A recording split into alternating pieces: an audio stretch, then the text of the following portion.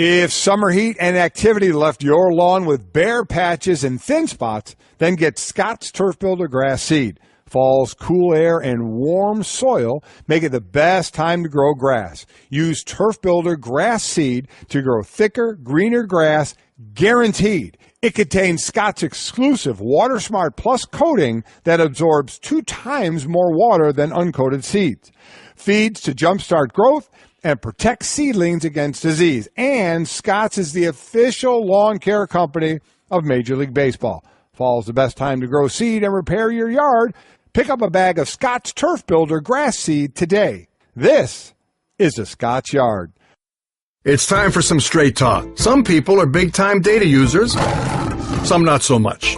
Well, Straight Talk Wireless has unlimited plans of all sizes, like the newest, with the first 2 gigs of data at high speed, then 2G for just $35 a month. That's unlimited talk, text, and data, all on America's largest and most dependable networks. Big or small, everyone saves with Straight Talk Wireless. Best phones, best networks, no contracts, only at Walmart. A month equals 30 days. Please refer always to the latest terms and conditions of service at straighttalk.com. This is the Best of Mike and Mike podcast. Subscribe now by going to the Listen tab in the ESPN app. The Best of Mike and Mike. Booger McFarland is here. Big man, we've got 4 hours to try and get all this done. I'm not sure we can jam it all in. I think we can, especially coming off a football game last night that was less than entertaining. And some baseball decisions that it made the Boogman go, Really? Yes. All right, I'm curious to hear this because for those of you who don't know Booger knows as much about baseball as he does about football. So we have all of that in the hopper today, and I'm feeling fired up. Let's see how we do. We're going to keep a close eye on Greeny today because I had an event last night at the kids' school, and which I was very happy to be a part of. But it got me out of my rhythm, got me out of my usual routine. Yeah. So I have, especially during this time of year, baseball season, October, which is the busiest sports month of the calendar, I've got a very specific routine that I usually follow, which when I'm going to watch these games, when I'm going to get my sleep. And when that gets thrown out of whack, you know me, I'm a creature of habit, so I'm a little off. So I got a lot of caffeine working today. I'm feeling a little pumped up here. Let's see how we do. You know what I hear from you right now? Yeah. We call that false chatter. What does that mean? It means that you're trying to fake like you're ready to go. Right. You're trying to come up with all this enthusiasm. Correct. But when I look into your eyes, I don't see it. Oh, yeah. By 7:15, I'm asleep on the desk. I mean, there's no two ways about it. We'll see how this thing goes. All right, let's give you an indication of just how busy we are because this is going to be the longest off the top we've ever had. Let's start with Trevor Bauer, and we'll get more deeply into this. Bauer, who was on some level the GOAT of last year's postseason for Cleveland with the incident where he cut his finger on the drone and he wound up really not being able to help, now was the somewhat controversial Game 1 starter for the Indians. And Terry Francona, he makes him look like a genius as Bauer takes a no-hitter deep into this game last night and the Indians get the win. What'd you make of that, Booger? Well, here's all you need to know. The Yankees line read like this. Aaron Judge had more strikeouts than the Yankees had hits. So that should tell you something right there. And Trevor Bauer took advantage of a young, impatient Yankees lineup. I thought it was a masterful move by Tito, especially once you understood why he started Bauer instead of Corey Kluber. You will hear from him on that, meaning Francona himself, in just a moment. In the earlier American League game, Jose Altuve went back-to-back and belly-to-belly, 3 home runs. He is the 9th player to hit 3 homers in a postseason game as the Astros take apart the Red Sox in Game 1. All I thought about watching this game was, man, Greeny's taller than him. That's all I kept thinking about. I'm glad I'm on your mind. But if you look at him, though, he's guy. He's small. No, and he's probably going to win the AL MVP because he's had that kind of season. You put him in that lineup that they have. Himbo and I both think it's the best hitting lineup that baseball's seen in a long time. The Astros are in a really, really good situation. Yes, they're young and they're good and they're on their way. And they had Justin Verlander yesterday who got it done. Jose Altuve, by the way, I mentioned he's the 9th player ever to hit 3 homers in a postseason game. Babe Ruth did it twice, so this was the 10th ever occurrence. And the staff in the back room, perhaps taking advantage of my sort of lessened mental state today, is trying to get me to call him Jose Altuve today because he didn't hit 2 home runs. He hit 3 home runs. I like it. No, it's the dumbest thing I've ever heard in my entire life. No, but what it is that they are alert and you're not. That's what it is. Yeah. They are alert back there, and you're not. And they are somewhat idiots back there, and even in my weekend state, I am not. All right, Clayton Kershaw takes the mound today I mentioned we got 4 games today, and that includes the start of the Diamondbacks and the Dodgers. No one will be wearing their Apple Watch on airplane mode, by the way. I can't wait to get into this story. It's one of the funniest things I've ever heard. But the real thing you'll be keeping an eye on is Clayton Kershaw, who has regular season numbers, Booger, that would suggest you could, if you wanted to argue that he's the greatest pitcher of all time in the regular season, you could do it. I'm not saying I would, but you could defend the argument. But in the playoffs, he's obviously been much less than that. Do you think that's mental? What do you think of that? It's all mental. When you've been a great player in any sport and you get in certain situations, what changes? Your game is still the same. The only thing that changes is your mindset. And I think the mindset, prime example, I played with Peyton Manning a long time. Yeah. Peyton Manning, arguably the best regular season quarterback football has ever seen. Yes. What happens when you get to the postseason? It's just the mindset. Knowing that when you lose or if you lose, those losses are magnified even more. It's strictly a mindset with Kershaw. Yeah, Peyton was I know him much better just individually than I know Clayton Kershaw, whom I don't really know at all. We've had him on the show a handful of times. I've met him once or twice. I don't know him at all. No, you don't. Well, why are you saying it that way? Because you don't. Because you're trying to come up with a way to say, yeah, I met him, I know him. Maybe if we see each other out, he'll recognize me. But the bottom line, you don't know. That's not the point that I'm making. This is not like my J-Lo, I met her argument.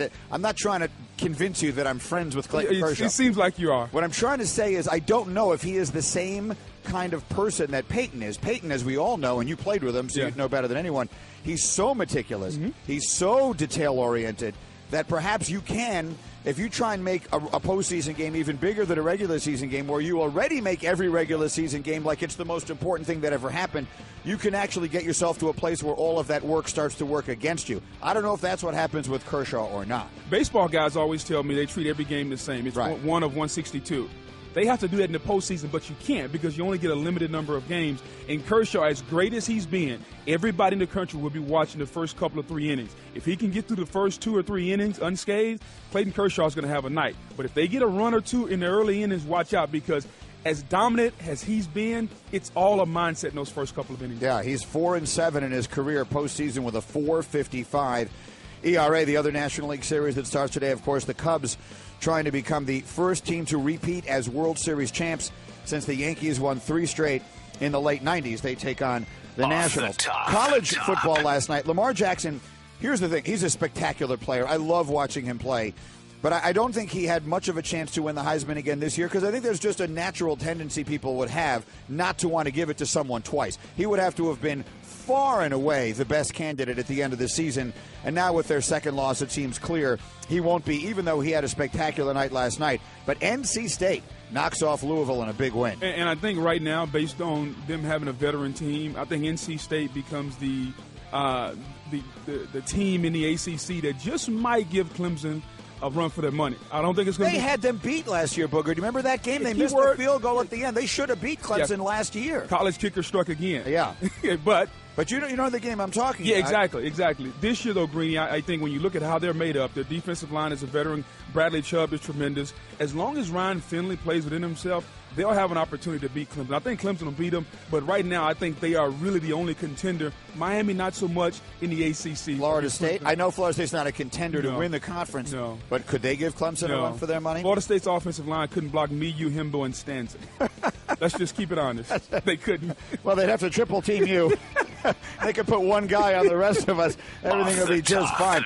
And then finally, after allowing an average of 32 points a game through the first 4 games of the season, the New England defense came up big last night, got some help from the Buccaneers' dreadful kicking game, 3 missed field goals for Nick Folk, and the Patriots get the win in the Thursday night Week 5 opener. I'm going to take you to task there because everybody's going to come out with the narrative today that the New England defense came up big. Yeah. I'm going to question that. Okay, well, let's do that. Let's make that off the top. Off the top. We will say that it is presented by Progressive Insurance. I'll tell you that last year over 3 million drivers switched to Progressive. Call it, click today and find out if you could save. And then I will tell you we will get to all the football coming up in just a moment, including Booger's assessment of what we saw last night from both sides of the ball for New England and for Tampa. Really interesting game in a lot of different ways and an important game in both conferences. And then Herman Edwards will be here later in this hour to talk about it all as well. But I do want to start with the baseball because we have Herman coming. So let's get to the baseball here. And again, the Indians, when you're a manager, and listen, you played sports all of your life, so you understand coaches are going to make decisions. And they're going to get second guessed sometimes. And sometimes they're going to work, sometimes they're not. I absolutely love coaches, or in this case managers, who have the courage of their conviction to go against the grain. I believe that so many people, so many coaches and managers, I understand it. I can't blame them. Because in the world in which we live, there is so much chatter. There is so much talk. I mean, Mike and Mike, we've been on 18 years. When we started, we were like the only ones doing this. Now everyone's doing it. Right. There's chatter everywhere you go. So it's easy for me to understand why coaches sometimes make the most easily defensible move. The move they will most easily be able to explain when it doesn't work. So if he pitches Corey Kluber in Game 1, no one says a word. And if Kluber gets belted around and they lose a series as a result of it, even if his gut had told him to go a different direction, he can easily sit up there and say, well, what are you going to tell me? He's going to win the Cy Young. I pitch him in Game 1, no problem. Right. I understand it. I love a guy like Tito Francona who is willing to go against that, who is willing to risk the slings and arrows that would have been sent in his direction if Bauer pitches and to actually have to watch 4 straight starters get annihilated in the wild card round and not rethink it and to stay with his guns. And in the end, he winds up coming up smelling like roses because now Bauer pitches a gem and they got Kluber in Game 2 to try and take a commanding lead. No doubt. And I think when you look at coaches or managers like Tito and like Belichick, like Nick Saban, they've earned the benefit of the doubt. Right. And as I sit there and I watched it, and I'm like, why isn't Kluber going in Game 1? And you start to think about it, and Himbo and I were talking about this before the show. Tito realizes that he may have the best team in the AL. He realizes that. So I'm not planning on losing in the ALDS. So how can I maximize between the ALDS and the ALCS to get the maximum amount of starts out of Kluber? If I throw him in Game 1, realizing that the Yankees are probably going to win a game, then you know what? I'll have an opportunity to throw him again Game 1 of the ALCS if they win 4 games. Now, if the series goes to 5 in the ALDS, he's got to come back in Game 5. Right. But he's saying, you know what? We're better than the Yankees. The Yankees are a swing and miss team. They're young. They're impatient. It really doesn't matter who I throw out there. We're going to be able to handle this lineup pretty good. So it was a boss move by Tito, but it was a move, not Greeny, not for this series. It was a move for the ALCS because he realized that, guess what? Back last year in the World Series, when I threw Kluber on short rest twice. First time he was cool. Second time they lit him up. So how can I maximize the starts of my best pitcher? You don't often see a manager or a coach say, you know what? I'm going to save my ace. I'm going to save the big joker because I know that my team is good enough that when I do put the big joker out there, we can get it done. So I thought it was an outside. I didn't understand it at first, but once you understand why he did it, he's basically saying we have the better team. So I'm not going to manage as if we don't. He managed in a position of strength, just like people like to negotiate. He managed in a position knowing his team is the better team. Yeah, I agree with you for the most part. I think that the beauty of this is he pitches Game 2. He's pitching you Game 5 on regular rest if you wind up there, and if not, then he's available for Game 1. I want to give credit to Chris Russo because I heard him say this on MLB Network. The real risk he took is rain. Can we get a forecast today in Cleveland? Because I know originally when I heard Chris saying this, which was 2 days ago, and Chris was ripping Francona to shreds of course, for the decision. And what he was saying is the real risk of that was rain, because if the game gets rained out today, and at that time there was forecast for rain in Cleveland. Again, Hembo's getting me a forecast right now for today. But if the game gets rained out today, yes, I mean the weatherman's always wrong. And it gets right, they're usually wrong anyway. But you know what I mean. If the game gets rained out today and push it tomorrow, then you lose. The off day gets switched. They don't give you another off day. They travel and play. Correct. So what winds up happening? And there's a lot of rain in the forecast. I'm looking at the Cleveland forecast here for 73 periods of rain. Oh, they'll get it for me in a second. Anyway, the point is, if the game gets rained out, now you run the risk of only having Kluber pitch once, even if the series goes 5. And if you wind up losing, then you really do have egg on your face, because if you lose a 5-game series and your ace only pitches once, that really did work out badly. Here it is. The game is at 5 o'clock today. At that point, 58% chance of rain. There's something between a 50 and 60% chance of rain pretty much the entire day in Cleveland today. So hopefully they'll play. We'll see what happens.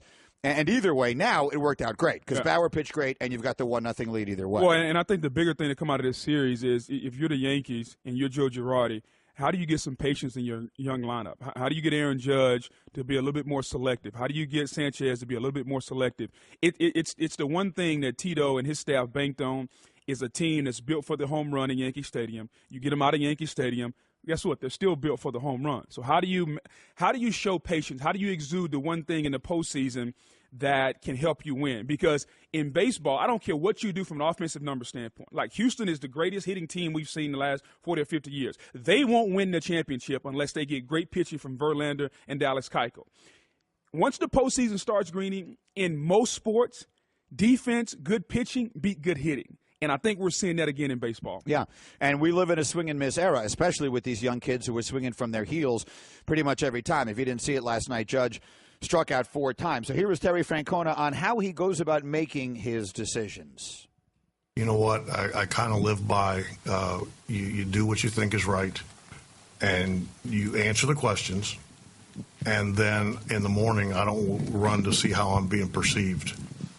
You have to have the confidence of what you're doing, and it's not always going to work.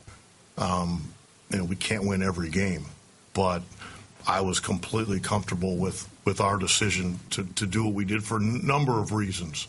Now, it's awful nice when Trevor goes out and pitches like he does, but I wouldn't have felt any different if they would have beat him.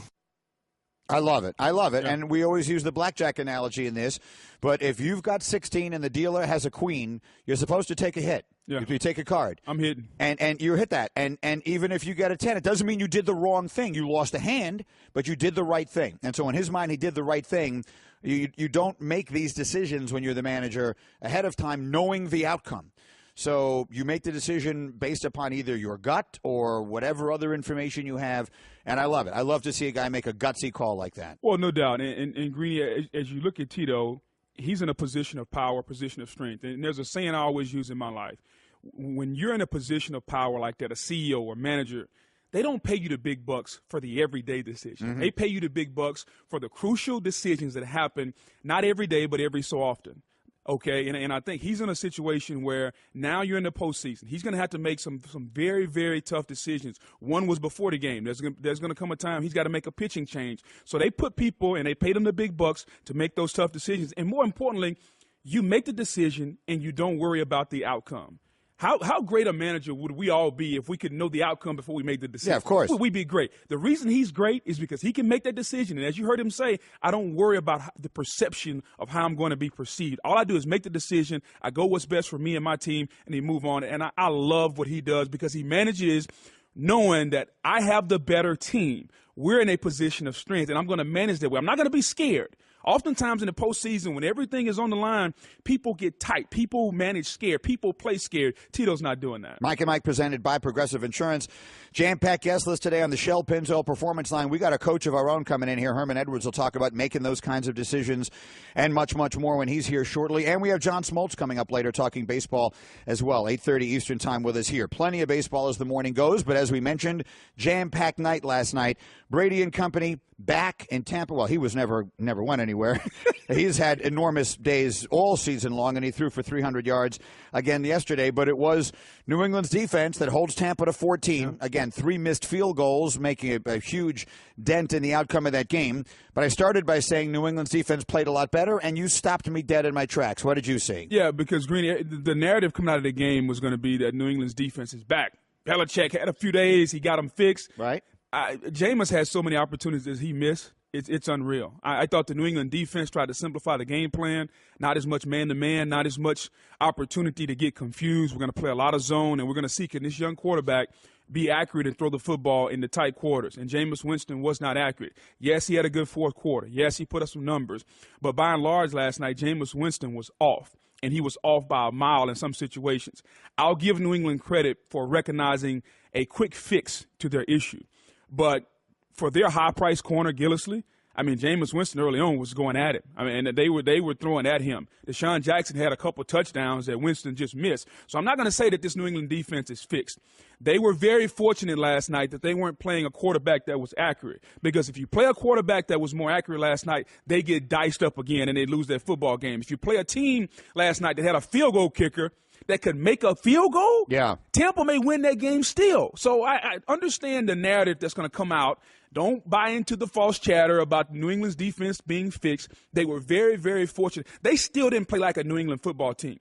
At the end of the first half, the back-to-back roughing the passer penalties that leads to an opportunity for a long field goal, that's not a Belichick-type team. And so I think we better be careful today as we watch the narrative unfold in front of us. Good win by New England.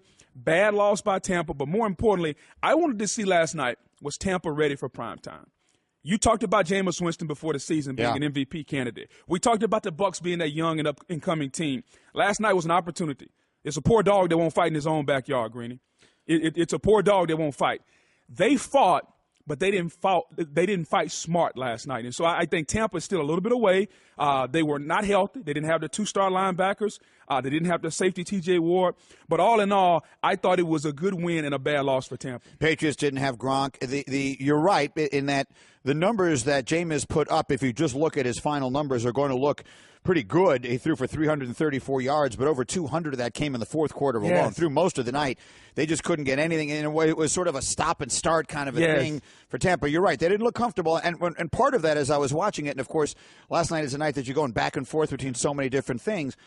But much of it, as I was watching it, I found myself thinking these Thursday games are just kind of tough. You know, you don't have time to get it in. The defenses maybe sometimes have a little bit of an edge because they just go out there and kind of do what they do. As you said last night, they simplified the defense. What they didn't seem to have was a lot of those moments, and you tell me, they didn't seem to have a lot of those moments where the New England secondary all were looking at each other at the end of the play going, wait a minute, I thought you were supposed to be over there, which they had a lot in the first four games of the season. Well, that's a byproduct of Bill, because Bill said, you know what, we don't have time to work on this communication. So they played a lot of zone last night, a lot of zone coverage. And in zone, Green, is really simple. You drop 2 yards outside the hash, and that's your zone. So you don't have to worry about a man. That simplifies the defense. Man coverage, because what a lot of teams were doing against New England is lining up in bunch formations, lining up in tight quarters.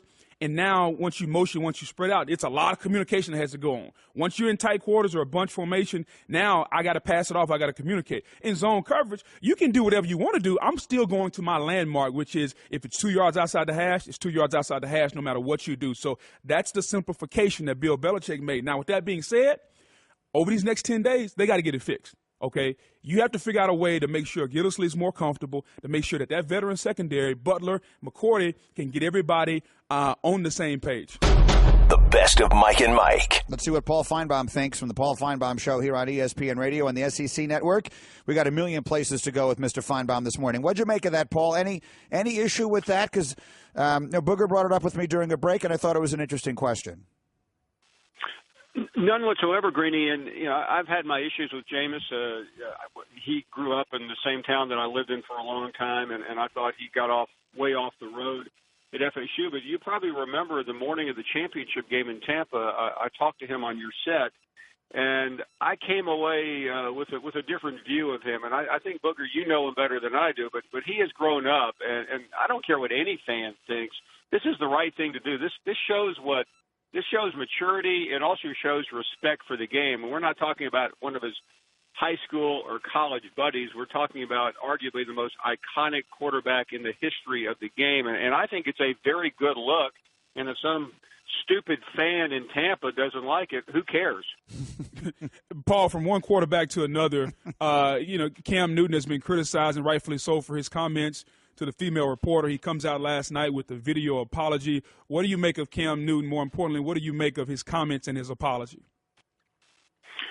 Well, I mean, I am a little bit bothered by the fact it took him that long. To me, I don't know if it's Cam or the PR people at the Panthers, but I really, for somebody who admires what he's accomplished and has known him a long time, I wish he had done it sooner. I think everyone universally, most reasonable people universally accept his apology. It seemed heartfelt. It seemed to the point.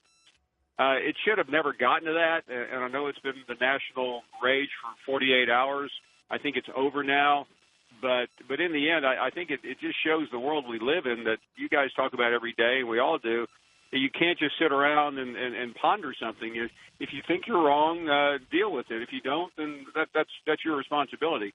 But he was clearly wrong. I don't know how anyone alive could think that Cam Newton was right in the way he demeaned that young lady. Now, my concern, frankly, is beyond that, and the fact that things in her past came out, and it really is a very ugly situation on all accounts, but this happens. I remember, Greeny, I'm going deep into history there. Mm-hmm. Someone actually saved the President of the United States' life about 40 years ago, and it turned out that there were things in his past that were uncomfortable for a lot of people, and it ended up by doing a heroic thing, his life was ruined. I mean, that's the price we all pay now in society, and I just I wish it had not happened, though, because I'm not sure in the end this conversation nationally really accomplished very much. I think we know it was the wrong thing to do. I hope other players in the future can learn from it.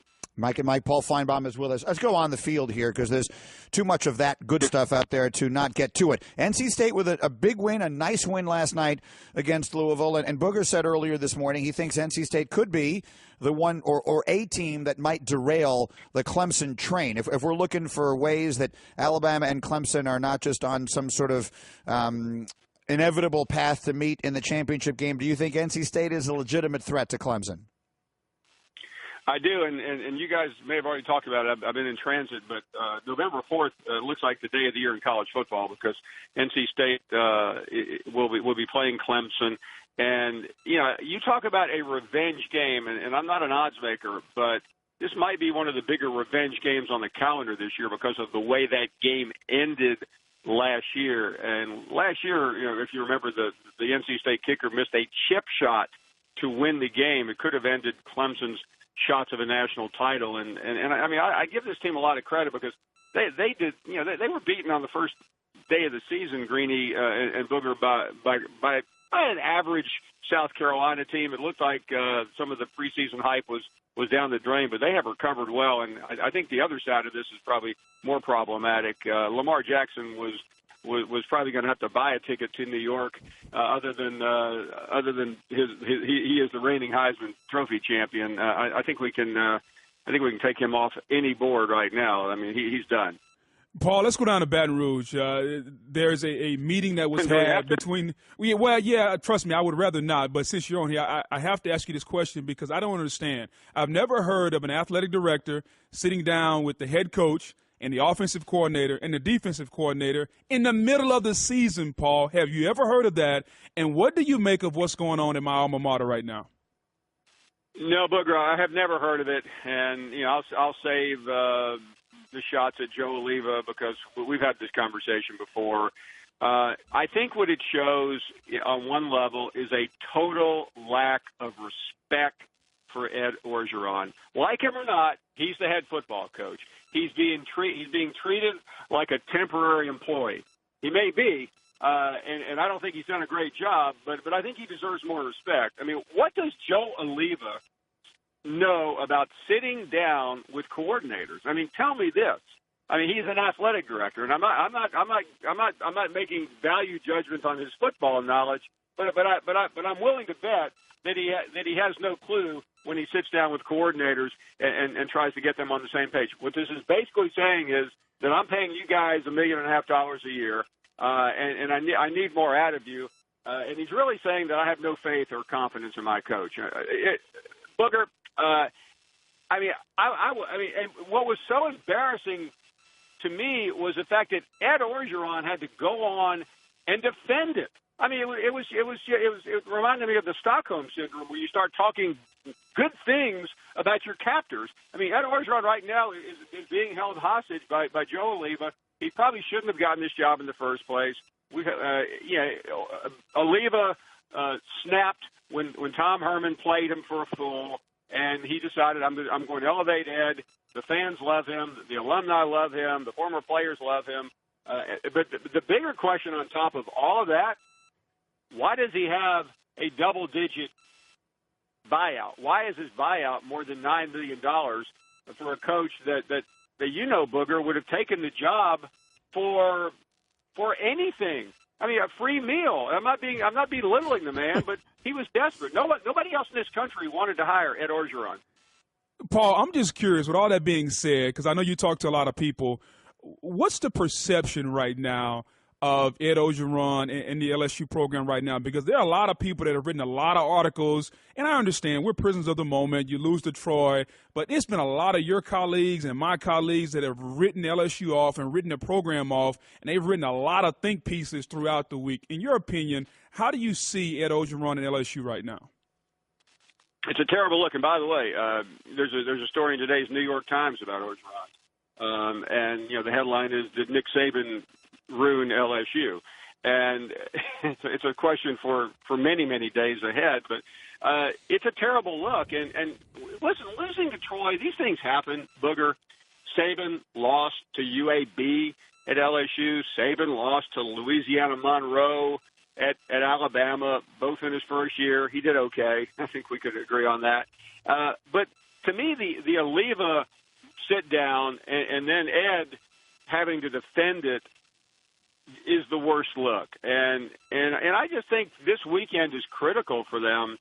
And on top of what happened a year ago with the Hurricane, if they lose this game in Gainesville and look bad, I don't know how you stop the hemorrhaging. I mean, it's too late. And I'm not suggesting firing him, because I don't think that – what does that solve? You pay him $12 million. You're already paying Les Miles $9 million.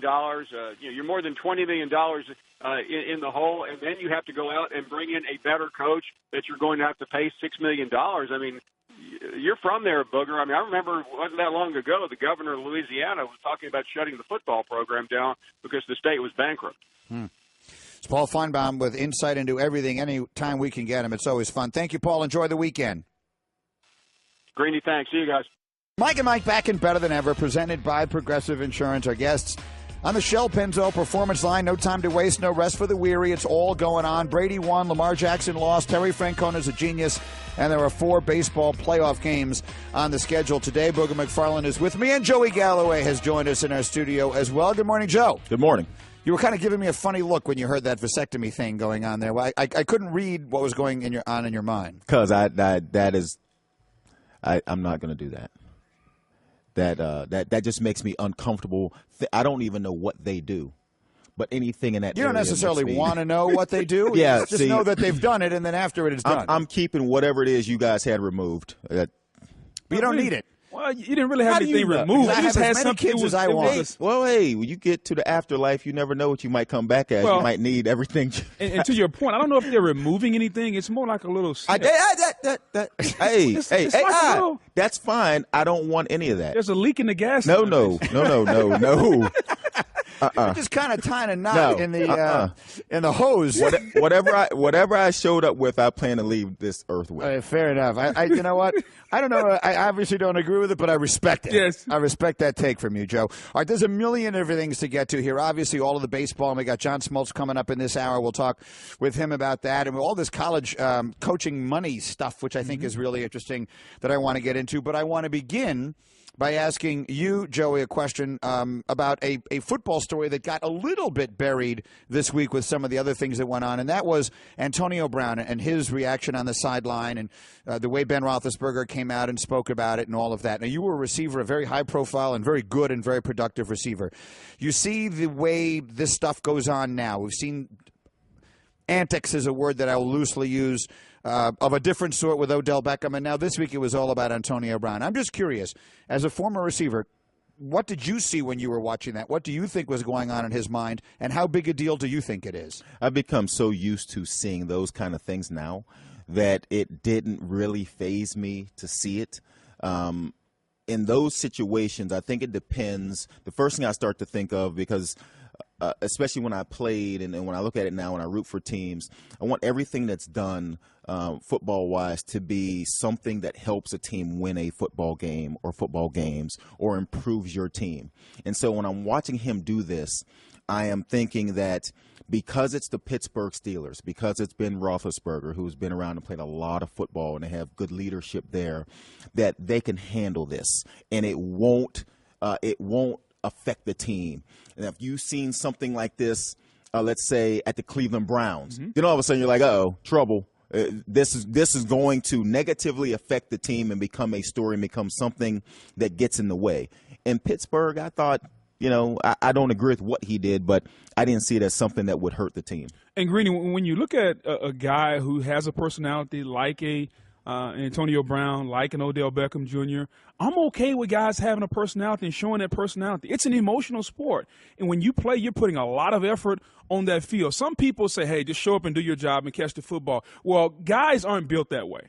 I'm okay with the guy showing a little emotion as long as it doesn't affect the team. And a guy saying, I want the ball because I can help the team win. If I'm the best player on the team, if I'm the best receiver, and I give us the best opportunity to win, am I really being selfish by saying, get me the ball because I can help us win? When you throw the cooler now, but that's just frustration, that is right? a different statement than get me the ball. Now you're throwing a cooler. Now you're becoming a distraction. So I don't think that works everywhere. I don't think that works for the Giants as much as I think it's okay in Pittsburgh. I think it's just different situations where it could work. New England, I wouldn't see that as being an issue. But if you take some of the teams, like I mentioned, the Browns, say the Bengals, you know what I mean, teams that are trying to find their way, then I would say that's a problem.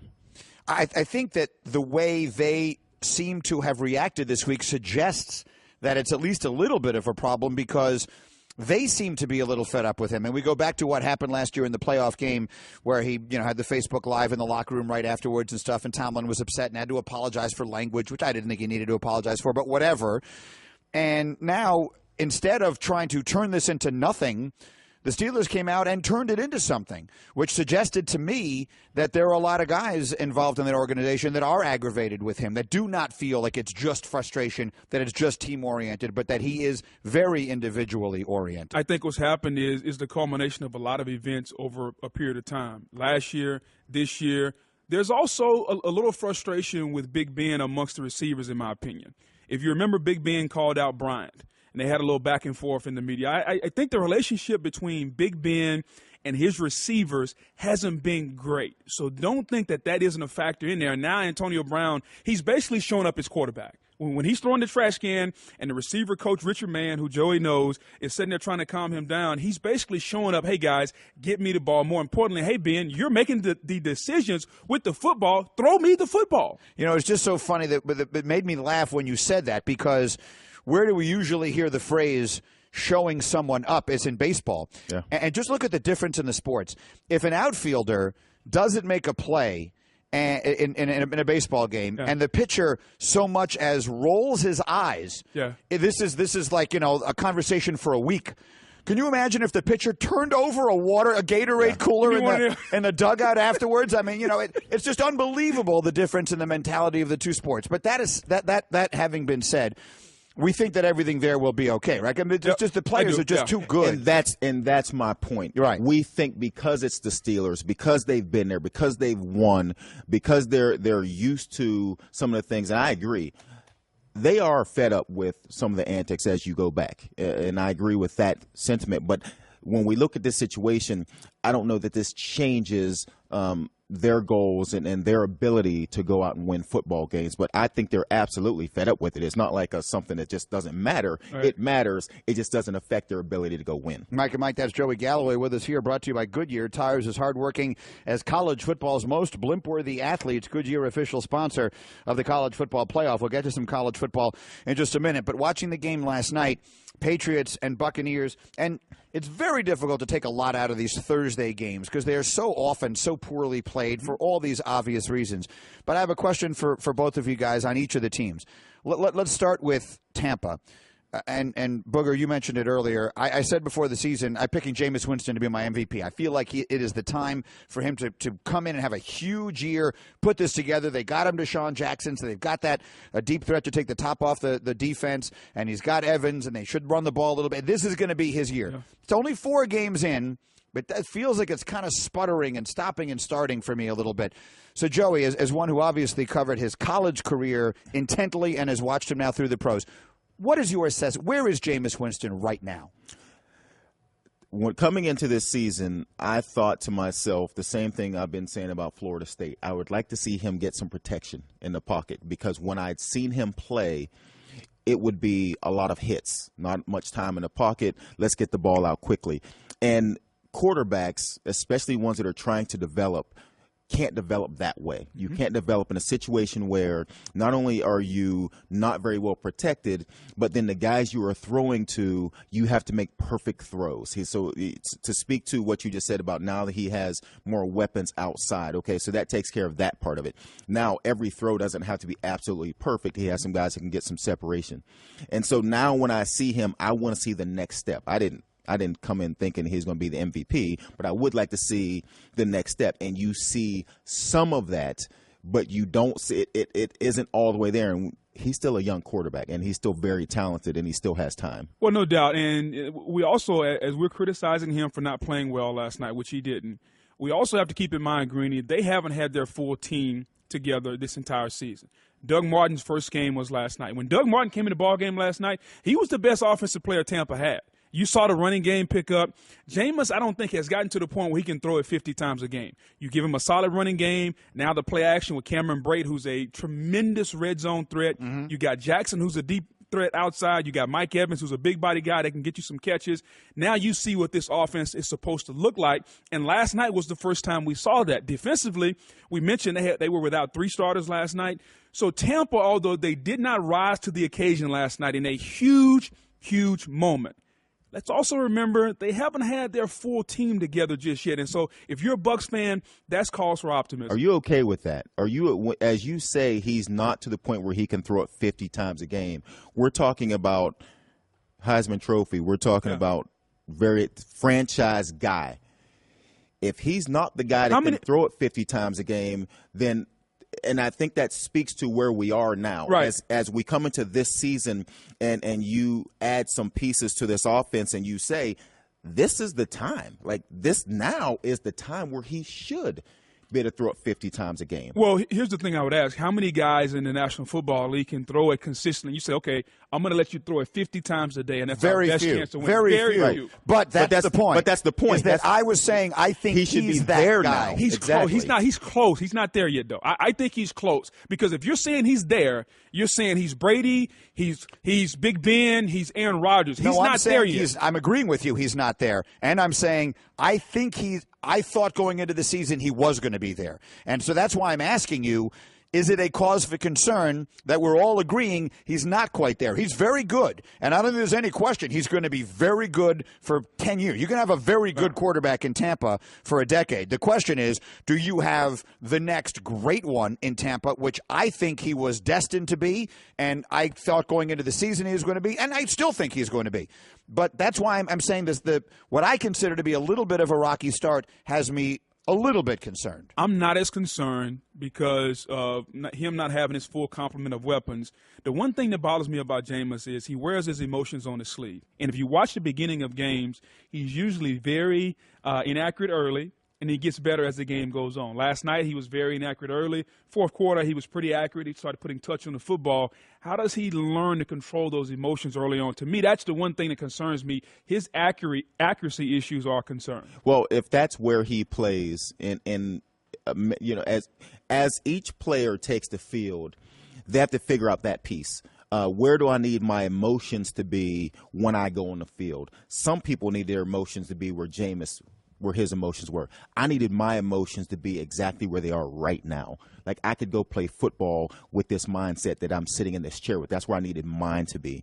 And so I don't look at a guy and say he has to control those emotions. I just say he has to figure out that sweet spot where his emotions and his play match each other. And so when you're saying he's not as accurate as you would like him to be, that is the problem. That is what we see. And so when we see, man, Jameis isn't as accurate as you'd like him to be, well, that's the next step. And that's the place we expected him to take, the leap we expect him to take, where we didn't look at him and say, man, he's not as accurate as we thought he could. Because, in that league, Boog, you can't be inaccurate and be the guy that you can say go out and get 50 throws a game. You just can't do it and be successful. Let me move on. Mike and Mike presented by Progressive Insurance. Our guests on the Shell Pennzoil Performance Line. One more on last night's game, then I want to get some college takes from Joey. Which of the following statements is true? Brady and the still explosive Patriots offense is so good that it will carry what appears to be a less than great defense as far as the Patriots need to go, or Brady and what appears to be a somewhat one-dimensional Patriot offense, while good, is not good enough to, in the big picture, overcome what is a less than spectacular defense and take them all the way to a championship. Which is true? I think it's the latter. I think because here's the thing about it, Greeny. As good as Tom Brady is, I still think good defense beats good offense. Good pitching beats good offense. And for me, I look at what the Patriots do. And although their defenses haven't been great, they've been underrated. Tom Brady's got to be perfect. He's got to be perfect. If we go back to the Super Bowl, why did New England win the Super Bowl? We're going to say Brady got hot and Brady became unstoppable.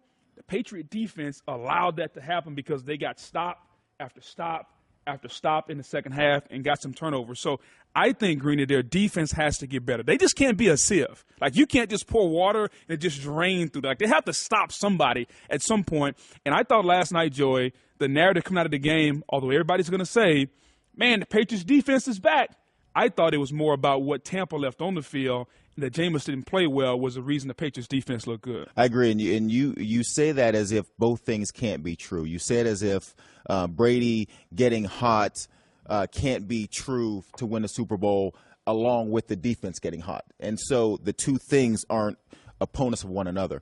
And so we've seen Brady be perfect. And if there is a quarterback out there in this world that you would think that could be perfect and carry a bad defense, it would be Tom Brady, because he figures things out and he figures out ways to win football games. They don't look like that team right now. No. And so even if I tried, if I wrote it down, I couldn't restate what the way Greeny asked the question, which is why you said I'll take the latter, because I'm asking the question. I'm thinking the question is basically, I'm going B. I'm going the latter too. Is this defense such a problem that even Brady can't overcome it and win the championship? That's basically what I'm asking. He can overcome it. They can win. They are a problem if they don't get much better on defense. What team scares you right now?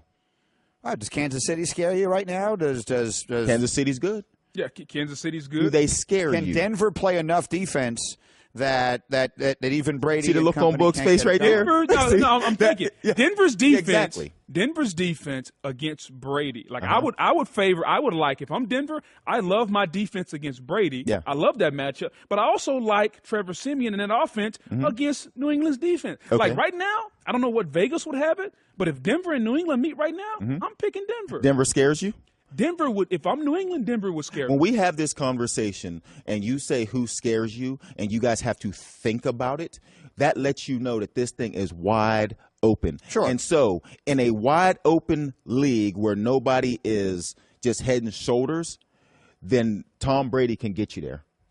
That's fair. Mike and Mike, Joey Galloway is with us here. Let's do a little college here. We got college action tomorrow. Oregon State taking on USC, presented by Dr. Pepper. The coverage starts 3:30 Eastern on ESPN Radio, ESPNRadio.com, and the ESPN app. As we look at the college right now, any chance that Lamar Jackson had of repeating his Heisman Trophy winner, which I think was extremely unlikely even coming into the season, because they don't want to give it to a guy twice, certainly goes by the wayside with another loss last night. Does it feel to you like it is Saquon Barkley's award to lose? If he plays well in this gauntlet of games they have coming up, particularly Michigan and Ohio State in the next couple of weeks, if he plays well in those games, does he basically lock up the most prestigious award in college football? I wouldn't go that far because, I mean, you look at guys like Baker Mayfield still has TCU, still has Oklahoma State on his schedule, and if those teams continue to be good, then those would be huge statement wins for him and the chances to put up huge numbers. Saquon Barkley, if he goes and plays very well at Ohio State and Michigan and against Michigan, then he is in a very good place. But, I mean, I don't think it's just his. Barring a significant injury of any kind, in my opinion, there are two teams that have clearly separated themselves in college football: Clemson and Alabama, and in that order for me. Is there a gap? Like, is the gap really that big between those two teams, in your opinion? Or do you see three or four teams that, given the right bounce, that can challenge those two teams? Well, I don't know that. When we watch Alabama, they've been good. They haven't faced anybody that can take them out of their comfort zone. And so as they've been physical, as they've been able to run the ball, they don't rush the passer as well as they did in the past couple years. But they have not faced a team that can force that hand, that can see, okay, you're going to blitz us, we're going to make you pay to the outside, like Ole Miss used to do with Chad Kelly and the tall receivers. Correct. And so as we look at it, I don't know that the gap is as large as it feels at times. You know, Alabama goes and puts up 500 yards rushing on Vandy. They're not going to do that against everybody. And so I look at Penn State. I think they're a really good football team. I look at Oklahoma and what they do on offense. And as we talk about things like how Brady can carry a team, when I look at Oklahoma's offense, I think it's different than what we've seen in the past, where it's not just wide open throw downfield and Baker Mayfield run around like ball hanging out and just have to scramble for 8 seconds and then make a play. They are running offense, and that ball is coming out of his hand under 2 seconds. And so they will be tough to beat against a team that has to blitz to get after him. So I don't see that gap that a lot of people are seeing. If you were to predict right now, and I'd like to phrase it this way, if you had to bet an amount of money that mattered to you on how many teams will enter the college football playoff unbeaten this year, and each of the 3 years of its existence, that answer has been one. There's been one, no more and no less, each of the years. You look at Alabama in the SEC, and I recognize there are a lot more unbeatens than these. Yep. But from the teams that would jump to your mind, Alabama, Clemson, TCU or Oklahoma from the Big 12. You look at Penn State, Michigan is the only other one, and Wisconsin from the Big 10, and anywhere else you might look. What would be your bet right now on how many teams will be unbeaten when we get there? I don't think anybody's beating Washington out west. I think their schedule is set up. They don't play anyone. Don't they play? Couldn't they play USC in the conference title game? They could, but in my opinion, you would pick Washington in that game. Yeah, I think Washington right now is a better team. When you look at USC, the Sam Darnold hype train is off the rails. I think they've kind of lost who they are. USC was a physical football team when Sam Darnold took over. Sam got a lot of credit, but at their core, Clay Helton wants to run the football, play action, and they've kind of morphed into, hey, let's just be the Sam Darnold show. I don't think anybody's beating Clemson. I think Clemson is the best team in the country. I think they're the most complete team in the country. There's only one team on Alabama's schedule, two, okay, Auburn, and then if they play Georgia in the title game, those are the only two teams that can remotely give them a run for their money. Oklahoma, November 11th for me is going to be huge in Norman against TCU.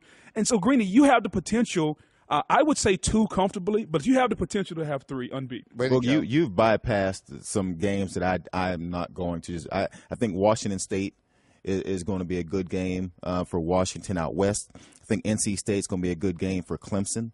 And I do agree. I think Alabama runs through the rest of the SEC. And Oklahoma has to play Oklahoma State at Oklahoma State the week before they play TCU. So, I mean, that's a tough 2-game stretch they have to go through. I'm going to go 3 teams come through after I just said all these good things. Yeah, put that aside, what I said before this. I'm going 3 teams are coming through Alabama unbeaten. I'm going Alabama's coming through unbeaten. Clemson is coming through unbeaten. And then we're going to have one of the other teams come through unbeaten. Maybe the Big 12, whoever wins that game? The Big 12 could come through unbeaten. And I agree that the Pac-12 could be unbeaten. And I'm not saying that it has to be Washington. Could be Washington State. Leach? I like Washington. You like Mike Leach? I do. Their defensive linemen are the same size as Greeny. Oh, no doubt. But they are so quick and fast. And they just like Greeny, they're quick, they're fast, they get through the gaps. Greeny's not pressure. He's yes, not I quick. am. No, I'm sneaky quick. Oh, I got quick. How can you be sneaky quick? Well, I mean, look at me. You're either think I'm quick quick or at you're all. not. What does sneaky quick mean? I don't even know, but believe me, I'm it. The best of Mike and Mike. All right, Booger McFarland is in for Golick today, and John Smoltz is Major League Baseball's all-time leader in postseason strikeouts. He was a great starting pitcher. He was a great relief pitcher. He pitched in what I thought was the greatest baseball game ever played, which was the 7th game of the World Series against Jack Morris. And he'll be on the call tonight as the MLB Network has exclusive coverage of Game 2, Yankees, Indians, Smoltzy and Matt Vasgersian and Tom Verducci. You can go to MLBnetwork.com for your local channel listings. Good morning, John Smoltz. Good morning. All right, help us, John, because I can't figure out what the heck is going on, particularly in the wild card games with the struggles of the starting pitchers. And you got a kid in Luis Severino, and you've got a star in Zach Greinke and others who are just so, for whatever reason, were just so incredibly ineffective. And even in other places, we've seen a little bit of it. What have you seen as you've watched it? Yeah, well, if you ask managers, they hate that game because it's a game where there's no patience and the rope is very short to go to the pen. And because of the wild card format, we run the risk of these kind of games playing out. I'm not a fan of it. I know the TV viewing is probably a fan of it, but as a player, you can't like that one game determines your 162 games of series. So having said that, Severino, for me, I kind of got crushed all week suggesting he shouldn't start that game. And they would look at me like, "Wow, man, that's your best starter. Why wouldn't you start him?" Well, the Yankees bullpen was going to be a major player in that game anyways, and he had never played or started in a postseason game, and here he's going to start a postseason, basically, version of a Game 7. It worked out for the Yankees. It still worked out for the Diamondbacks. But what I always say is the wild card game, you got to kind of trick what it's pretty much presented to be, and that's give you a disadvantage against the next team. And that's what happened to the Diamondbacks going in against the Dodgers. They had to use two starters, and it puts them at a disadvantage going into facing one of the better teams in the National League when, if they didn't have to use two starters, they would have had an equal, I thought, opportunity to win that series. And so instead today in Game 1, as you mentioned, a little bit shorthanded, they'll go up against the great Clayton Kershaw. And John, he is, in the regular season, he's been about as good as any pitcher has ever been, but his struggles in the postseason are well documented. And that certainly, he's not the only one. We've seen a lot of pitchers who've not been at their best in the playoffs. You were one who generally was. What do you see when you see that? What do you attribute those struggles?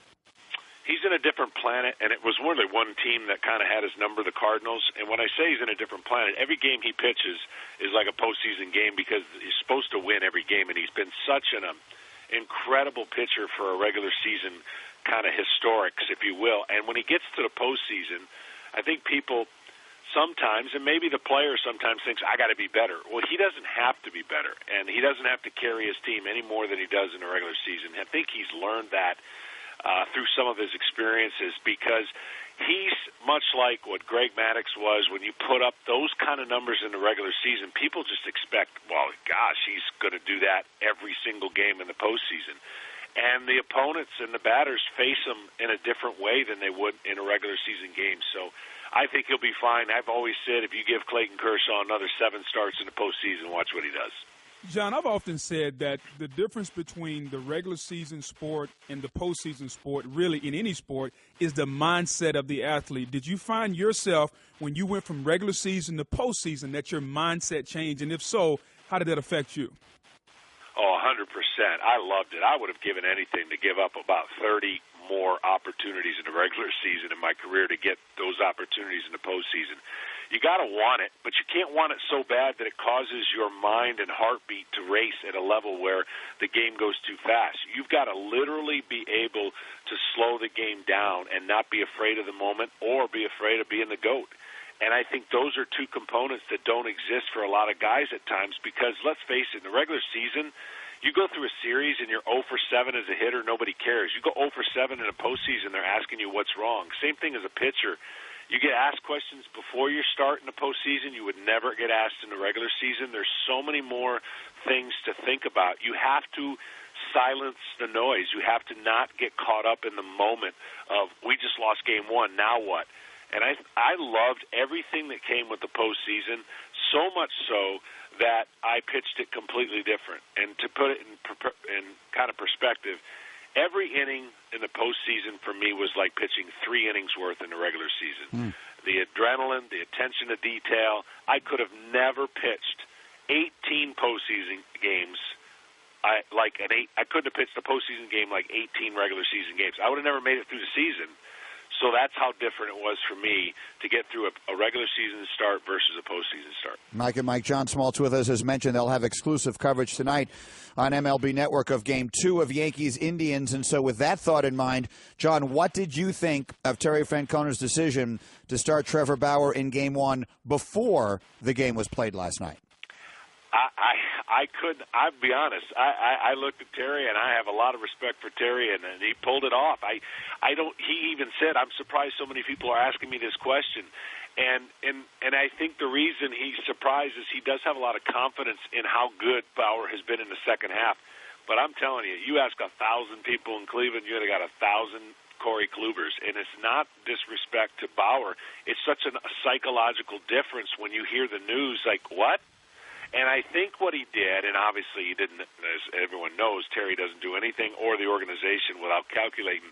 the flexibility and options it gave him by putting Bauer in game one. So when you really slow down and slice and dice it, you go, okay, I can understand that, but the but is, had they not won that game, there would have been more questions and more kind of stress on a team that's really the most complete team in the playoffs, and now you don't have to worry about it. So I give him a lot of credit for calculating it in the way that he did, and basically Bauer dominated. And there's no way, when you think about following a performance like that, if you blind copy the statistics, you go, most people who woke up and go, wow, Kluber pitched a gem. And then you double check and go, that was Bauer. And now Kluber's going. Nice position for Cleveland to be in. It is, and you mentioned, I'd like to expand on that thought. You mentioned the flexibility it gives him going forward. So now what does it do? Where does this series sit now with him sitting with Kluber in game two and his team up 1-0? Well, what it allowed him to do is get like Brantley on the roster for pinch hits. It allowed him to have flexibility of utilizing Bauer in game 3, 4, or 5 out of the pen. Bauer's only going to make one start, and usually when you think about your game one starter, that's guaranteed 2 starts. So it gives Kluber the normal rest on game 2 and 5 if they have to go that way, and then it puts Kluber and Carrasco back-to-back. So as Terry put it, if we can't win 3 games before they do, then we weren't going to be good enough anyways. I think it puts the Cleveland Indians in a position now where their bullpen is more rested than it was last year because their starters are so good. And I know we're caught up in the analytical super penning and bullpenning, but I'm telling you, a team can't win the World Series unless their starters give them innings. You can have kind of isolated examples, like maybe the Royals of what they did, and much of last year the Indians almost did it, but they ran out of gas because they didn't have enough starters. John, looking at the other AL series, Houston's offense has been dominant with the likely MVP, Jose Altuve. Chris Sale gets rocked. What do you make of that series, and are the Red Sox in trouble? No, that's the thing that you got to be careful when you're in baseball in a 5-game series. The storyline shifts so quick. I've been part of so many, and as a player, you just can't. You know your team's good, and you get swayed so quickly by a performance that you may not have seen or you didn't think we're going to see. The Red Sox are really good. I just don't think that the Indians and Yankees or the Red Sox and Astros are going to be a quick series. I just don't. Even with the way the Indians are lined up, Joe Girardi today and John Farrell today have answers with the way that they can manipulate their bullpen and the starting staffs that they have. Now, Joe's going with a guy that, by the way, after his team loses, CC Sabathia is 9-0 on teams and games that he pitched. So CC's not going to be asked to go 5 innings, by the way. He's going to be asked to manipulate through the lineup maybe once and maybe see how far he can wiggle and then go right to the pen. So for the Yankees and their mindset, they know they can keep this game really close. They can utilize their bullpen with a day off. And I like both these series going, a little bit farther than what most people would think after Game 1's finished. We'll find out today. Again, that's the Game 2 that they have on MLB Network. We've got the action of all 4 games here on ESPN Radio. And we always appreciate the time. John Smoltz, thank you very much. Enjoy it. Thanks, John. All right, thanks, guys, for having me. Booger McFarland is in for Golick today. I have some interesting Twitter to read to you here, Booger, before we get Brian in. Let's do it. This first one here is from Mike Larson. He tweets, I was asked the other day if I could sit down and have lunch with one famous person, who would it be? And I said, Greeny. I think that would be fun. Now, you've had lunch with me. I'm a delightful lunch companion. Yeah, but you don't eat enough for me at lunch. That's not accurate. I eat an enormous amount of food. No, you don't. I mean, according to you, a great lunch for you would be a nice caprese salad. Yeah. Maybe nice. A sandwich. Yeah, I like a sandwich. Yeah, but a prime example. You and I played Marion, and the lunch you had at Marion was rather boring. I had this. They had like a famous soup. I forget what the soup was. It might have been the lobster bisque. Yeah, something that was like a signature thing. Okay, and then I got the Marion Club. It's the sandwich that has the name of the club on it. Yes, but the club sandwich and soup, that's like... It's called lunch. No, lunch for me would be like a lot of meat, a very few vegetables, and then a ton of water. But that's every meal for you. Not necessarily. You think I'm boring. You don't even... I mean, if you ever had dinner with Booger, he doesn't drink. The man doesn't drink. A sip of alcohol. That's the unfun part. I'm fun. I have a ton of fun. Okay. No, you are fun. I agree with that. You are fun. Hey, can we agree we're both fun? I'm more fun, but yes, we can't agree. All right, I won't argue with that. And then there's a lot of people also reacting to the fact that I asked you to scratch my face, and I've got a couple of people tweeting support for me. So let's not keep Brian waiting for that.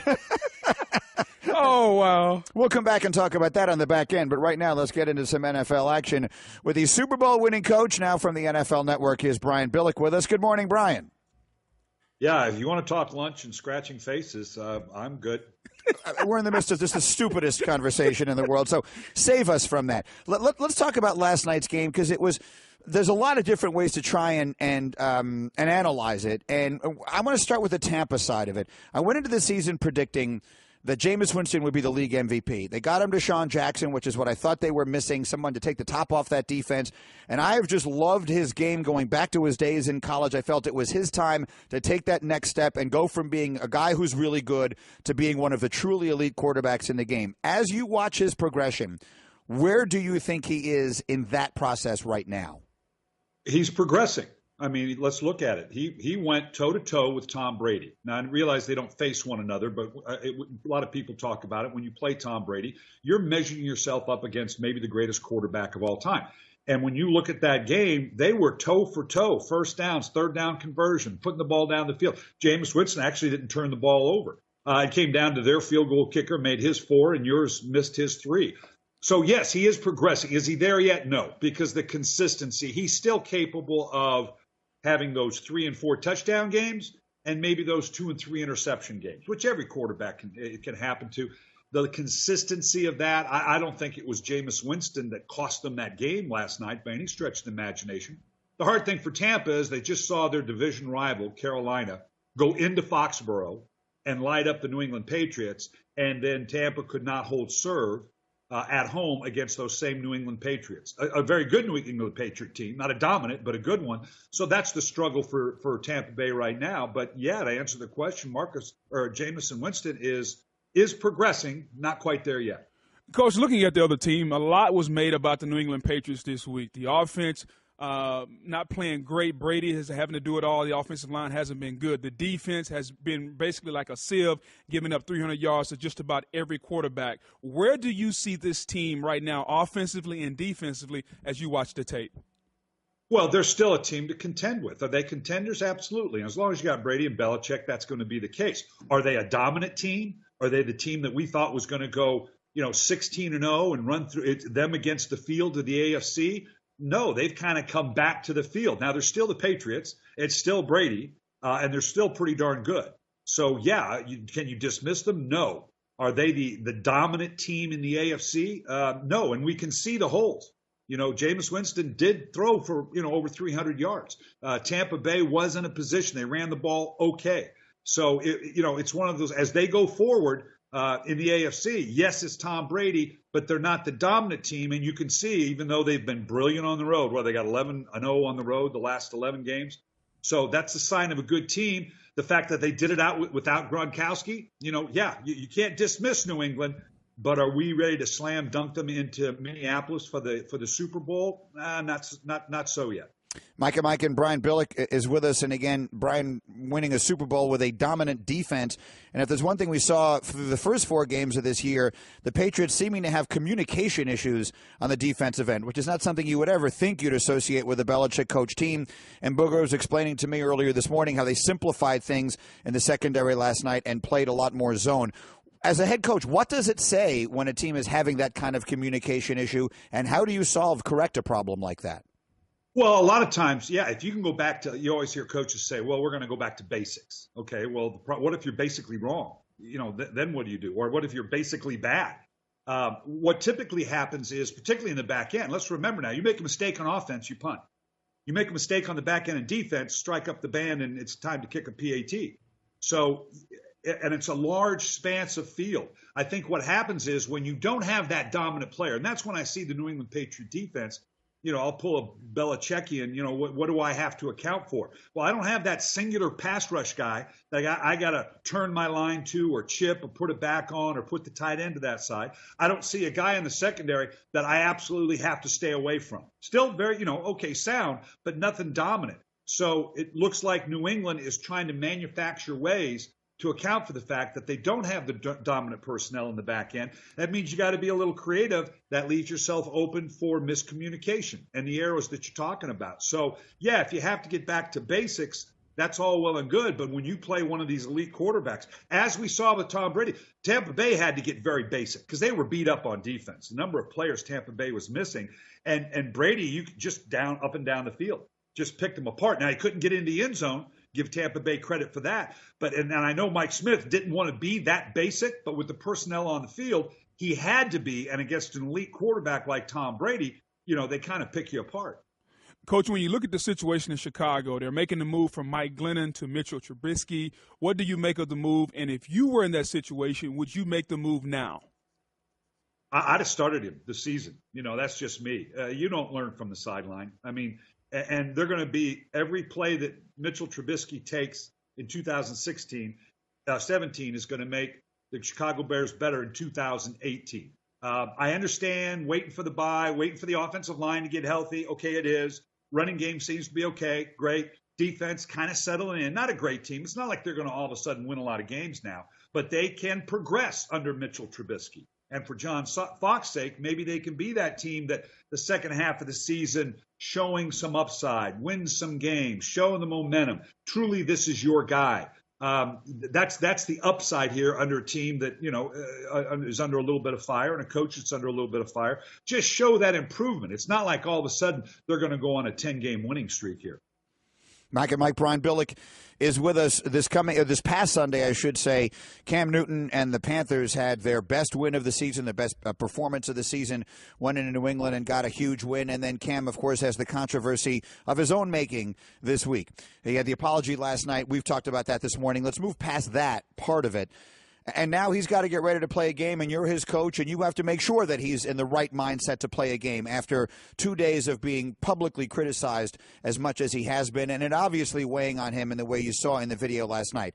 As his coach, what are you doing? Well, when he's in the building, we're fine because we're focused on the game plan, and you're looking at film, and you're just talking football, which is where you want to be. It's outside the building. And for a player, many players will say, no, I'm not thinking about that. I'm past that. I pushed it aside. We know that's just not humanly possible. This is weighing on. This is emotionally wearing you out. I always used to lecture my teams on the fact that, guys, we all have personal lives. I get it. But every second that we're not focused on beating the team we got to play this week, we're giving them an advantage. And this was a self-inflicted wound, as you said. Yes, they'll get past it. But it's the type of thing that when you look at the truly elite quarterbacks, like a Brady, like a Manning, like a Breeze, they don't self-inflict wounds because when it comes to the persona and does anybody handle a news conference, post-game, pre-game, during the season more brilliantly, more articulately, saying absolutely nothing than a Tom Brady, than a Peyton Manning, than a Drew Brees? Because they know, you know what? If I just do it, I do it with a smile, don't give them anything, fill up their notebooks, then this is not a distraction for me. And Cam Newton has yet to learn that. Coach, the Packers head to Dallas to take on the Cowboys. I'm a firm believer. I think the Cowboys are in trouble from an offensive standpoint. No speed defensively. The personnel is very limited. In comes Green Bay. We all know how the game ended last year. What do you make of this matchup, and how do you look at the Dallas Cowboys now? Well, it's always with Green Bay. The question is, if it turns into a track meet, can you keep up? If this becomes a slugfest, which they're capable of doing with that offensive line and running back, and I did this on our playbook show this week, looking at when you saw the Rams, who just got gashed in the first half, they adjusted in the second half. They saw they needed to match up better, fit up better to stop the run, and now make Dallas throw the ball more to beat you, and they could not. And Green Bay, I don't think matches up real well with their defensive front seven with that big offensive line. So they've got to be creative, bring people into the box, but you've got to fit up well. You know this, Berger. If you don't fit up well and you leave a gap open, that's where you get gashed. And that's going to be the challenge for Green Bay. Can they do that by stacking the box, not give up the big plays, and then obviously turn this into a track meet with Aaron Rodgers? Mike and Mike, presented by Progressive Insurance. Brian Billick from the NFL Network is with us on the Shell Pennzoil Performance Line. Final one, Sunday night, really interesting game. The last unbeaten team in the league is Kansas City. They'll go play Houston, where it feels like we're seeing a star being born right now. Deshaun Watson has been sensational the last couple of weeks with the performance in Foxborough and then exploding this past week against Tennessee. What are we seeing right now as we watch this rookie season from this quarterback? I'm stunned. I don't remember a rookie quarterback maturing as quickly as Deshaun Watson. I did a piece on him a couple of weeks ago where when he first got in, you could see he was doing rookie things. Top of the drop, not there, pull it down and run. Staring down his receivers. Again, I put a clip together where you could see now, particularly this last week. Yes, top of the drop, receiver there, boom, he hits it fine.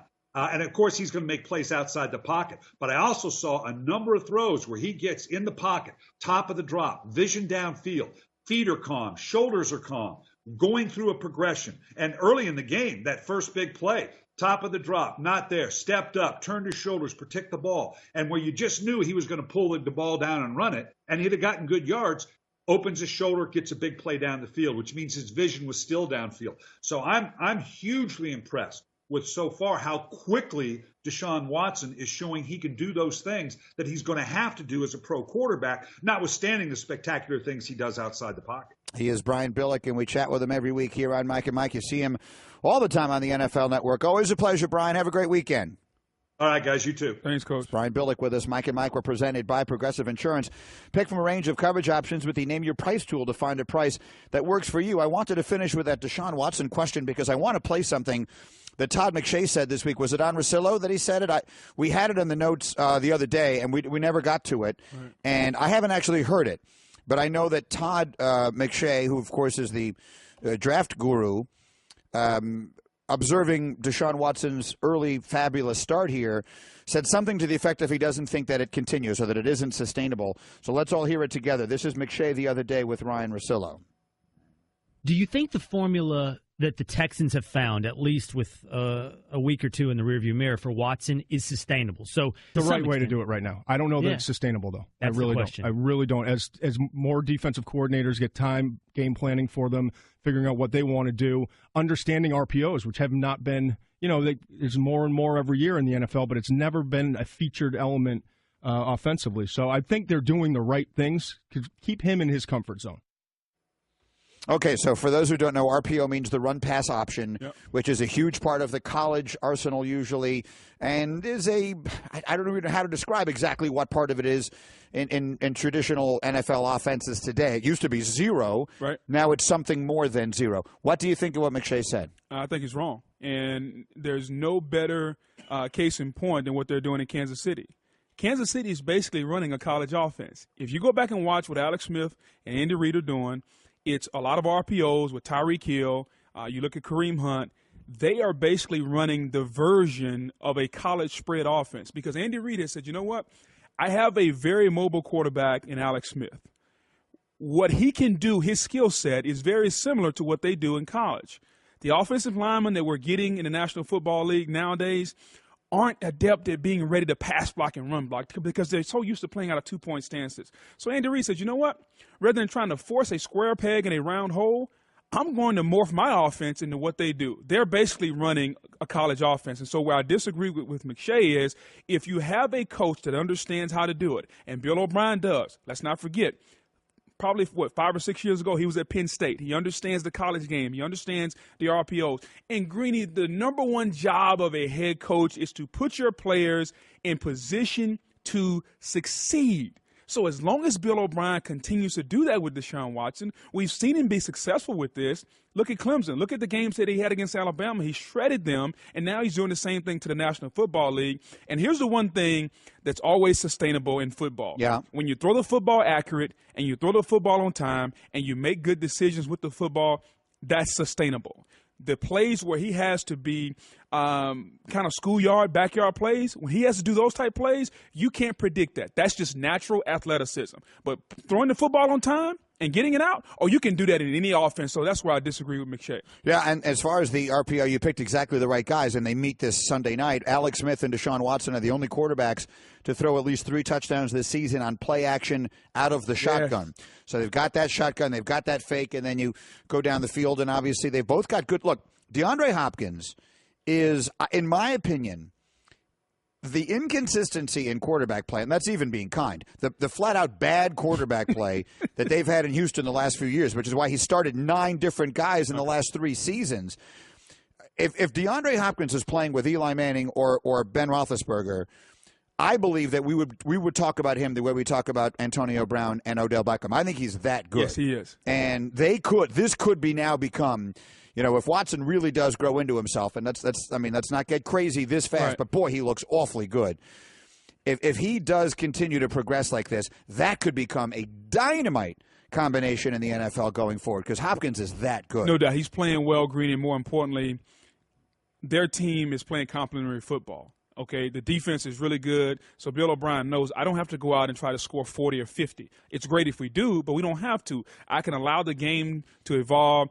I can take Lamar Miller. I can run the football. We can pound it a little bit. And now with the element, with this RPO, we can actually put an offense in that allows my quarterback to be dynamic. This is not a fad. The Wildcat was a fad. Remember when the Wildcat came out? Sure. We're like, man, the Wildcat's going to take over? Nah, not so much. That was a fad because teams understood I can come up with a defense to take you out of the Wildcat. Nobody's come up with a defense to stop Kansas City yet. It's going to be tough to come up with a defense to say, okay, we can line up in this defense and we can take Deshaun Watson away. Yes, he's going to play some bad games, but the concept of what they're doing is a fun offense. It's an offense that's sustainable, and more importantly, it's an easy offense to draft for. And I think you're going to see more and more teams that have mobile quarterbacks say, you know what? Instead of trying to go find the offensive lineman that's ready to play in 3 yards in a cloud of dust, because that's the one issue we keep hearing. Well, the offensive linemen aren't ready. Well, they are ready, just not ready for what you want them to do. They're ready to play in a spread offense. So bring some spread elements to the National Football League. I like everything you're saying, but I have a variety of questions. You made me think of another one there at the end. Don't you have to have a 4-minute offense to win, though? You get to the playoffs, and it's January, and you're going to get the ball back with the lead, but you're going to be up 2 points with 3.5 minutes left, and you better be able to run the ball and get a couple of first downs. And if you don't have offensive linemen that can do that, isn't that ultimately going to be a problem? It will be a problem. Look in Kansas City. You know who's leading the league in second half rushing? Yeah, they are. They are. Yeah, and the kid is. Yeah, the kid is Kareem Hunt. They're Kareem running. Hunt has more yards rushing in the second half than anyone else has in the whole league. They are running the football. So you can have the spread element and still be physical. That's up to the coach to do that. Fair enough. So that brings me to my second question. The reason, and again, this is where we need to make sure we're clearly defining what the run-pass option is, different from what we were seeing for a while there with these quarterbacks and their options, because when Robert Griffin was doing it, I remember Golick sitting here saying, this can't work, guys, because you're going to get your quarterback hit, and if you get your quarterback hit, eventually you're going to get your quarterback hurt. So was the stuff they're doing in Kansas City and Houston putting their quarterback at greater risk? No, because what they're doing now, prime example, if I want to compare to what they did in Washington, Washington was a lot about RG3 running the ball. It was a lot of design runs, a lot of college run game where I'm reading the end and the mesh point. If the end takes the running back, now the quarterback runs the football. Deshaun Watson, you're not seeing that. What you're seeing with RPOs, run pass option, he's faking to Lamar Miller, allowing the defense to commit. And if the numbers are in his favor, he'll run the ball and leave it there. If the numbers aren't, he has a pass built in. So it's called a run pass option because of that. This is not a zone read. There's a difference between an RPO and a zone read. A zone read goes back to Washington. I'm reading the end. If the end crashes, I pull it, I run. That's not what they're doing in Kansas City. They do it sometimes, but primarily they are doing RPOs, which are phenomenal. Right. And I think those are here to stay. So to make it as simple as we can, what RG3 was doing was a run option. It's a run play, and he's either going to give it to the back or he's not. Yes. But one way or another, they're going to run on that side of the field. In this case, what you're saying is Watson is doing something similar in reading the defender or the defense. Yep. But his option is to either put it in the belly of the back or pull it out, and he's got a pass built on the other side of that. He's not getting hit either way. Correct. That's the element. Now, once the play breaks down, if the play's not there, the element of him using his legs, that's something where he's going to get hit. But that's what Aaron Rodgers does, and all these. They all do that. And you have to learn at that point how not to take hits. Yes, know when the journey's over. Yeah, and there are some guys who are very good at that. A guy like Russell Wilson, who does have designed runs. Correct. Very good at not taking hits. Yes. RG3, the one observation you made about him, even at his best, even when he was really good, for a guy who was such a good athlete, he took the most awkward hits of any player you ever saw. For whatever reason, he just did not have the knack And I think it is a knack for not getting hit in a bad way. He took the worst hits you've ever seen. Right, because he was a guy who learned how to play football, I think, at a later age. He was always a track guy. If you watch him now on his Instagram and Twitter, he's always posting workouts where he's running track and running sprints on a track. The art of learning how to slide and know when the journey's over, you got to play a lot of football to understand that. And RG3 just hadn't got to that point yet. The best of Mike and Mike. I really enjoy, for those of you watching on ESPN2, when they do these sounds of the week, where they just sort of take all the little funny out-of-context clips and moments from our show all week long and put them together. Whoever does those does a really good job. But one of the things that came up this week is that I was accused of suggesting that watermelons grow on a tree. Now, I make it clear. I don't think I ever actually thought that a watermelon grew on a tree. Actually, you did. I was hosting that show with you, and you asked me, and it was a very poignant moment. You were like, I got to be honest. I don't really, do they grow on trees? And I don't know that it was poignant, but here's the thing. It seemed that way. I was always under the impression the definition of a fruit is something that grows on a tree. In order to be a fruit, you have to grow on a tree. So that was where I got this idea in my mind that it must grow on a tree. If it doesn't grow on a tree, what does it grow on? Where does one, if I wanted to just go get a watermelon in the wild, where would I do that? Well, not all fruits. I can give you a tomato, which is a fruit technically. That grows on a tree? No, it doesn't. What does it grow on? It's a vine. What's the difference between a vine and a tree? About 600 feet, if you really want to be. Well, you could have a small tree. Well, okay, fair enough. Okay, so, all right. So a fruit is a seed-bearing structure. Right. Grapes are fruits. What do grapes grow on? Vine. So we're distinguishing, obviously, between a vine. So a vine, you can grow up, but a vine looks kind of flimsier than a tree. So how does it support a watermelon? And strawberries grow in a patch. I mean, we can get really deep. They don't just grow in a patch. They grow in a patch of something. A patch of strawberries is just like a way of describing them, like they're on a little viney bush. Like a school of fish.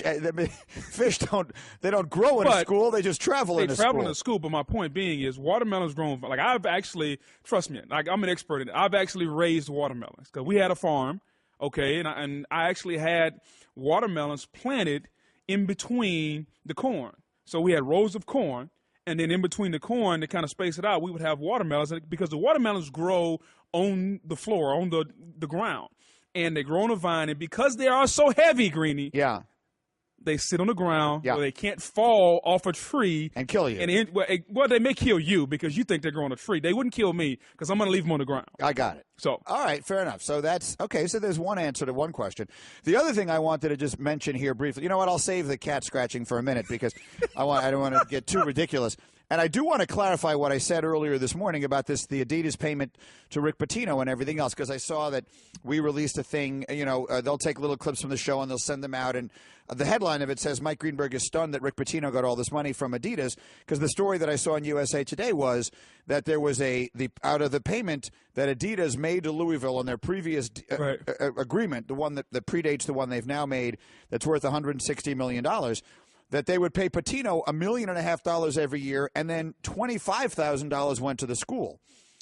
I'm flabbergasted by that. But I want to make it clear, I don't have a problem with it. Like I saw people saying, Greeny, it was fully disclosed. Okay, that's fine. I don't have any issue with it. This is America.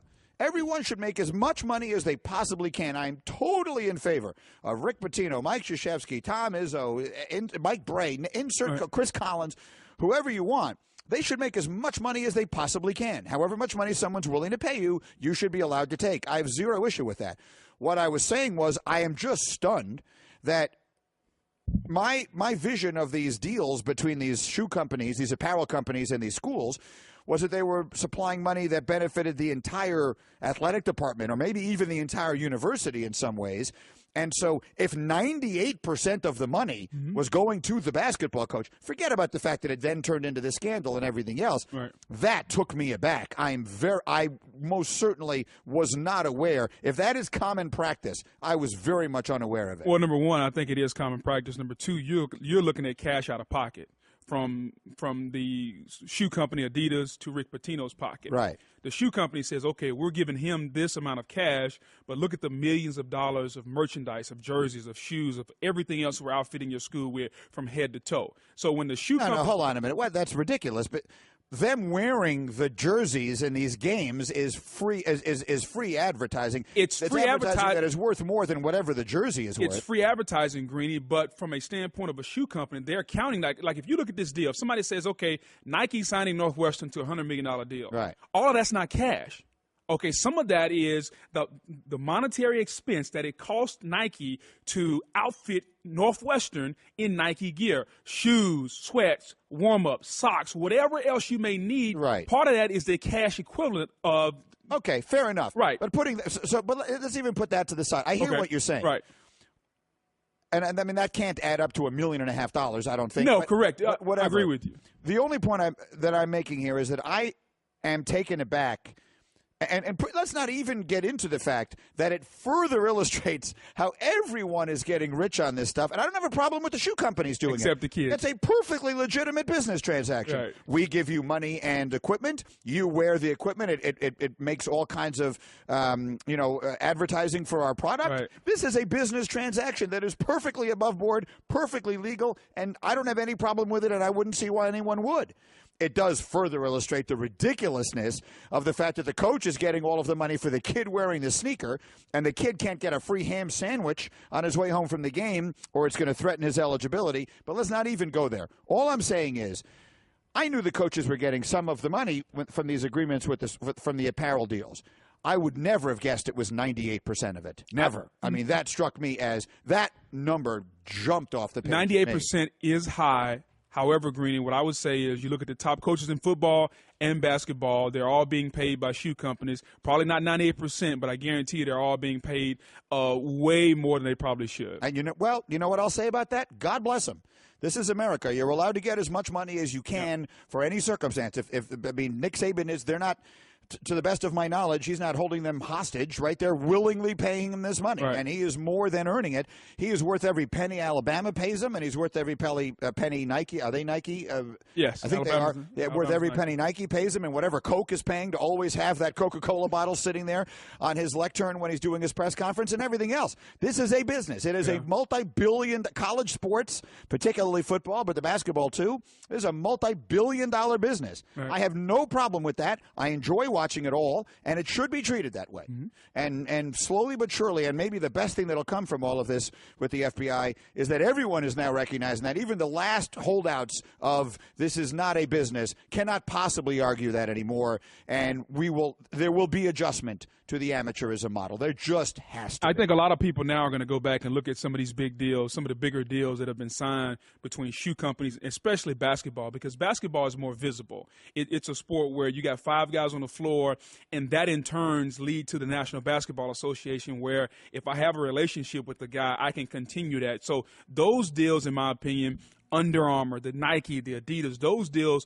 will probably be scrutinized a lot more based on what we found out with this Patino deal. Yeah, and I think a lot more, I don't know this for sure, but I'm guessing a lot more people buy shoes based upon which basketball players are wearing them than anything that has to do with football. Well, let me do a quick 5-point stance here. Not so quick. Right now on Mike and Mike. Let's go. It's time for the 5-point stance. Really interesting week 5 in the NFL is upon us, and our 5-point stance is brought to you by Geico, where 15 minutes could save you 15% or more on car insurance. You can visit them at geico.com or call 1-800-947-AUTO. Number 5, the Chiefs are the NFL's last unbeaten team. It's the 5th time in the Super Bowl era in which they were among the season's last unbeaten teams. In the previous 4 instances, they did not win a playoff game. Kansas City's history, both recent and not so, has been very good regular seasons and playoff disappointment. Does this look like a team prepared for a deep run to you? It does, because they can beat you in multiple ways. Running the football with Kareem Hunt, Alex Smith being the ultimate game manager, and a defense that has guys that can close you out in D Ford in Houston at the pass rush position. Next on the 5-point stance, Deshaun Watson currently leads the NFL in total QBR, the first rookie to lead the league through Week 4 in the QBR era. Only Dak Prescott ever had a higher total QBR in his first 4 career games. Right now, if I offered you Watson or Prescott to be your team's quarterback, which one do you take? Prescott. Really? Do. Yeah, I do, because I just think that I'm a guy, I want my quarterback to win the game from the pocket consistently. I'm not in favor, although he's being phenomenal right now, I'm not in favor of the guy that's going to be running around out there, because eventually I think he's going to get hurt. Next in our 5-point stance, the Rams are averaging an NFL best 35.5 points a game. They host the Seahawks on Sunday. Are these Rams for real offensively? Is this, with Goff and Gurley and what they're doing, is this for real? Goff looks better, and a year ago, if you would have asked me, I would have told you that the Rams' offense was the issue. Right now, it's really their defense. Their defense is getting ran on the ton, but you got to give a lot of credit to McVay. Sean McVay has come in, and he's basically proved everyone wrong. We thought Jared Goff was a bust, and right now he looks really the part of a starting quarterback. Next in our 5-point stance, Chargers and Giants play at MetLife Stadium. Something's got to give because they're both 0-4. Who wins the game this weekend? Are they both done anyway? I think the Giants win. Call me crazy. I still think there's something in there with the Giants. I mean, on paper, that defense looked phenomenal before the season started. We were talking about them challenging the Dallas Cowboys for the NFC East supremacy. The Chargers, I think we know what they're going to be. Would you at all be surprised if late November we look up and the Giants are back in it? I wouldn't. Right. But everyone keeps calling me an idiot, so now they'll call us both an idiot together. Well, hopefully you first. Because I haven't thrown in the towel on them yet either. And then finally, number 5 in our 5-point stance, Mitchell Trubisky makes his first career start Monday night against the Vikings. The last quarterback to make his first start on a Monday night was Colin Kaepernick in 2012. No quarterback taken in the first round has made his first career start on Monday night since Aaron Rodgers in 2008. The Trubisky era begins in the division this Monday night, and that's our 5-point stance.